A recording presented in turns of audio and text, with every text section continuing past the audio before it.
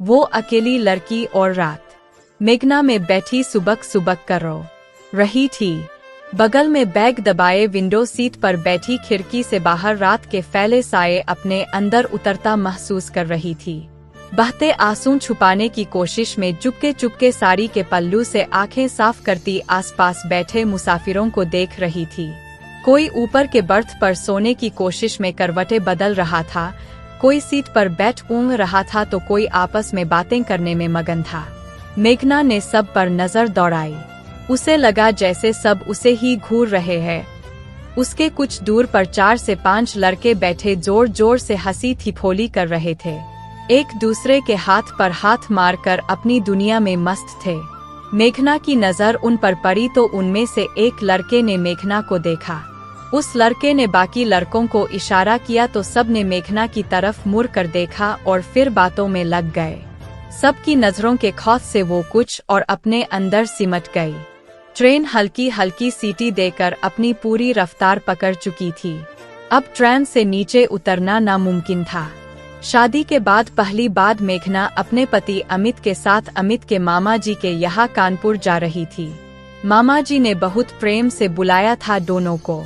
अमित ने ट्रेन का टिकट कल ही ऑनलाइन बुक कर दिया था। आज घर से निकले तो मेघना ने बताया कि वो पहली बार ट्रेन में बैठने जा रही है, जिस पर अमित खूब हंसा। अरे बाप रे, ऐसा कैसे हो गया कि तुम कभी ट्रेन में नहीं बैठी? जिस पर मेघना बुरा मान गई। तो इसमें हंसने वाली क्या बात है, मैं वाकई नहीं बैठी ट्रेन में। अच्छा बाबा ठीक है, नाराज क्यों होती हो, आज बैठ जाना। अमित ने मुस्कुराते हुए अपनी नई नवेली बीवी को मनाया। स्टेशन पहुंचकर दोनों अपनी बुकिंग सीट्स पर बैठ गए और बातें करने लगे। तभी मेघना बोली, अमित फलों वाला रैपर तो मैं घर पर ही भूल गई। अरे यार, ध्यान कहाँ था तुम्हारा? अमित कुछ गुस्से में बोला। आई एम सॉरी अमित, मेघना रुआसी होकर बोली। चलो कोई नहीं, मैं देखता हूँ यहाँ आसपास कुछ मिल जाए तो। ऐसे खाली हाथ जाना अच्छा नहीं लगता। इतना कहकर अमित उठने लगा।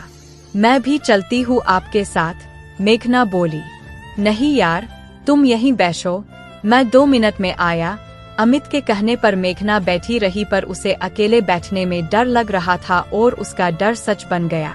अमित को गए 15 मिनट से ऊपर हो गए थे। तभी ट्रेन ने सिटी दे दी। सिटी के साथ हल्के हल्के चलने लगी तो मेघना की नजरें खिड़की से बाहर अमित को खोजने लगी। मेघना ने फौरन अपने बैग से मोबाइल निकाला कि अमित को फोन कर सके, पर उसकी बैटरी डेड थी। अमित के 2 साला भतीजे ने गेम खेल कर बैटरी खत्म कर दी थी।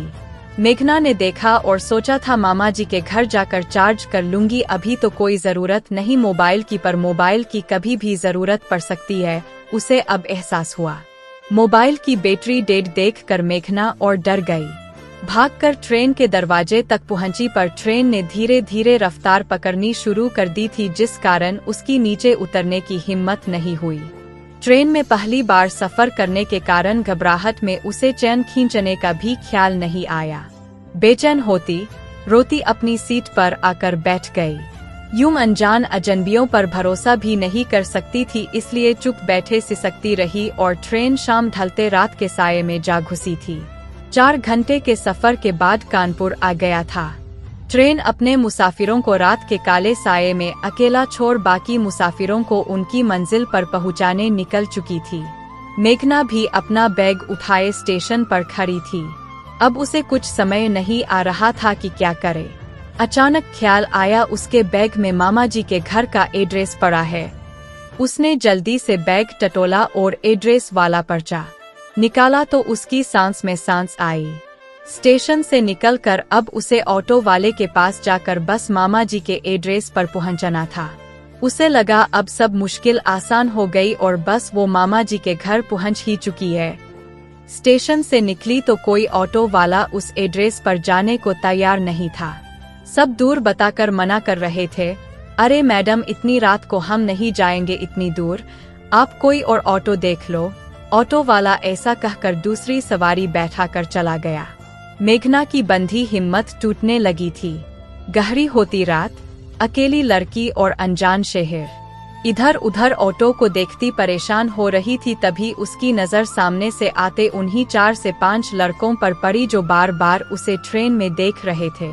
मेघना की रही सही हिम्मत भी टूटने लगी।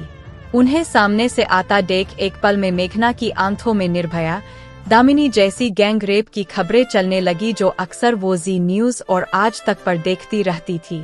घबराहट में उसके हाथ से बैग छूट गया और उसने भागना शुरू कर दिया। अब तो आसपास कोई ऑटो या रिक्शा भी नहीं दिख रहा था। इक्का दुक्का आदमी अपनी राह चल रहे थे पर उसकी कौन मदद करेगा? शायद कोई भी नहीं। सब तमाशा देखते रहेंगे और कल वो भी किसी न्यूज़ चैनल पर दिखाई जा रही होगी। ऐसी ही है दुनिया, कोई किसी की मदद को नहीं आता पर तमाशा सब देखते हैं। मेघना को भगता देख वो लड़के भी उसके पीछे भागे। रुको मैडम रुको, उन लड़कों में से एक ने आवाज लगाई। मेघना अनसुनी कर अपनी इज्जत बचाती भागती रही। तभी अचानक साड़ी में पैर फंसा और वो गिर गई।